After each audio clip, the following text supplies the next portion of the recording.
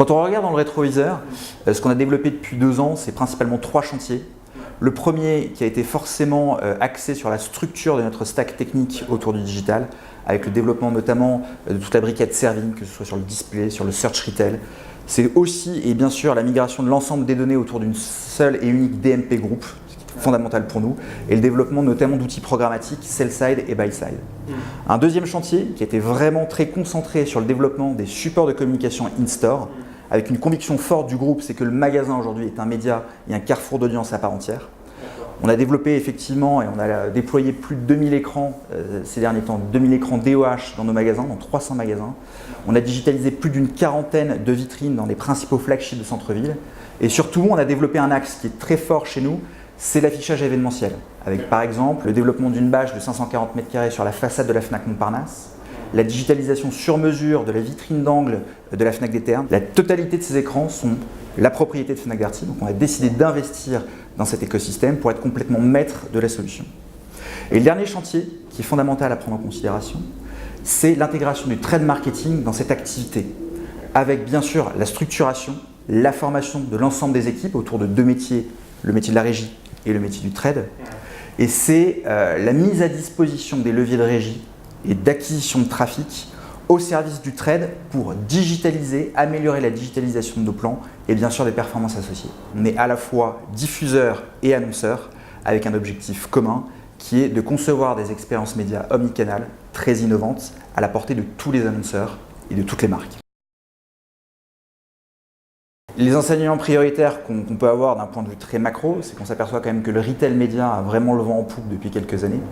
On s'aperçoit quand même que les retailers ont des assets extrêmement valorisants et extrêmement puissants pour les annonceurs. On parle de data très granulaire, on parle aussi d'audience online et offline extrêmement massive. Et cela génère forcément un intérêt de la part des fournisseurs qui nous challengent au quotidien pour tester de nouvelles solutions et justement mesurer les performances associées et les ventes. Mais surtout, ça génère aussi énormément d'intérêt auprès d'annonceurs hors captifs, en définitive, qui trouvent autour du retail média une approche très complémentaire de leurs investissements publicitaires traditionnels. Il y a un autre enseignement qui est fondamental à prendre en considération, surtout pour ceux qui songent à organiser une structure de régie au sein de leurs activités. Je pense que ce qu'il faut prendre en considération, c'est que pour créer une structure de régie publicitaire, il faut l'adhésion de tous dans le collectif. Il faut effectivement de très bons sponsors en interne, parce qu'une régie publicitaire, en définitive, ce n'est pas quelque chose de naturel chez un retailer, ce n'est pas core business. Et donc, il faut avoir de la pédagogie, évangéliser au quotidien, toute la journée, toutes les équipes, tous les métiers. Ça passe de la direction commerciale, la direction des achats, l'IT, la RH, la finance, tout le monde. Et sans une adhésion collective autour du projet, c'est compliqué de réussir. Ces 2 activités qui sont encore très différentes, alors elles sont différentes mais en même temps très complémentaires. Comme je l'ai expliqué tout à l'heure, les leviers de régie viennent dynamiser l'approche qu'on a autour du trade marketing. Et le trade marketing nous apprend d'autres problématiques qu'on peut associer à la régie, qui sont notamment la mise en place de campagnes in-store, de publicité sur le lieu de vente, de théâtralisation de nos lieux de vente. Et ça aujourd'hui, ce sont 2 pans de business différents. L'un qui est très concentré sur ce qu'on est capable de faire via la coopération commerciale avec le fournisseur, c'est-à-dire le trade marketing, et de l'autre côté, tout l'actif de régie publicitaire qui donne la possibilité à des fournisseurs et à des annonceurs hors captifs de prendre la parole sur des médias puissants et très affinitaires. Aujourd'hui, l'activité, et du moins l'équipe, c'est une quinzaine de personnes, avec une volonté d'arriver à la cible à la fin de l'année à 20 personnes, principalement 3 métiers, commerciaux et chefs de projet trade marketing, des métiers techniques liés effectivement aux aides d'opération, et un métier axé notamment sur le marketing pour rythmer et développer l'offre publicitaire. Ce qu'on peut dire, c'est qu'effectivement l'activité a été multipliée par 4 depuis 2 ans, et la représentativité de la régie au sein du global régie plus trade, c'est à peu près 40%. Donc c'est des poids qui commencent à devenir assez significatifs, et au sein du ROC Group, cette activité commence à peser de plus en plus. On l'a évoqué autour des solutions publicitaires qu'on propose.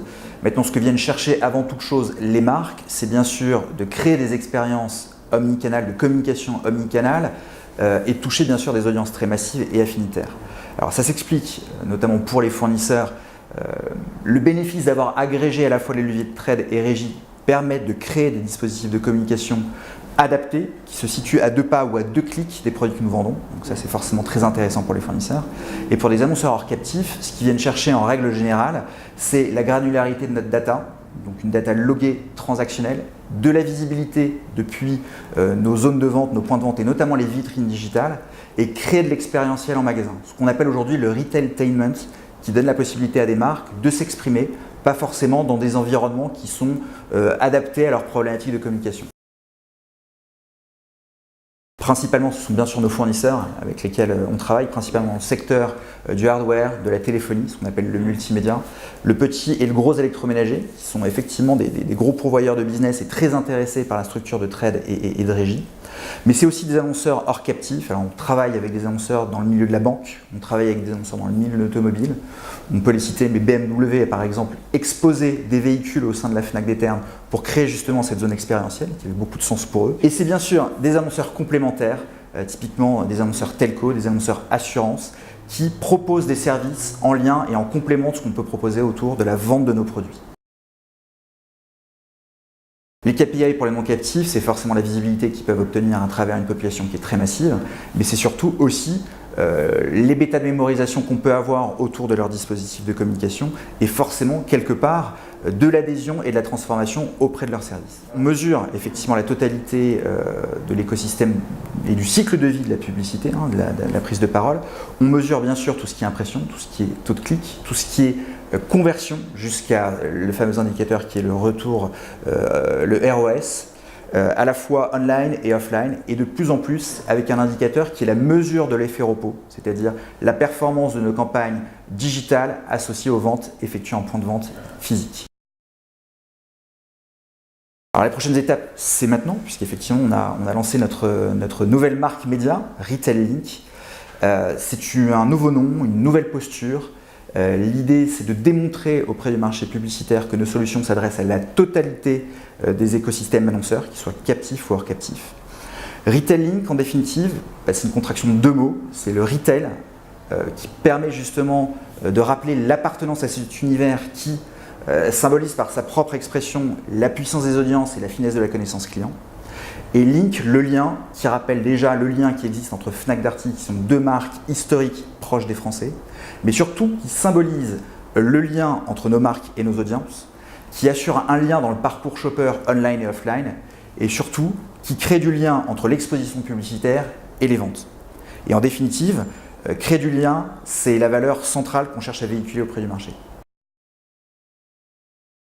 Je pense que fondamentalement, l'évolution du retail va s'appuyer sur 2 choses, une vraie connaissance du client, une vraie capacité à adresser la satisfaction client via la rapidité du digital, mais surtout à créer aussi énormément de proximité avec les consommateurs et les clients. C'est ce que fait très bien effectivement Fnac Darty grâce à son maillage de magasins. Les clients ont besoin de services, ont besoin de palper la marchandise, ont besoin d'avoir des conseils, et ça c'est fondamental d'avoir cette double approche, à la fois la rapidité et l'agilité du digital, et à la fois la capacité d'apporter du service, du conseil, et d'apporter vraiment une notion de proximité avec sa clientèle. Et l'avenir du retail, pour moi, elle se situe là, c'est cette capacité à réconcilier le monde digital avec le monde physique et à créer systématiquement des valeurs additionnelles dans la recherche de produits de nos clients.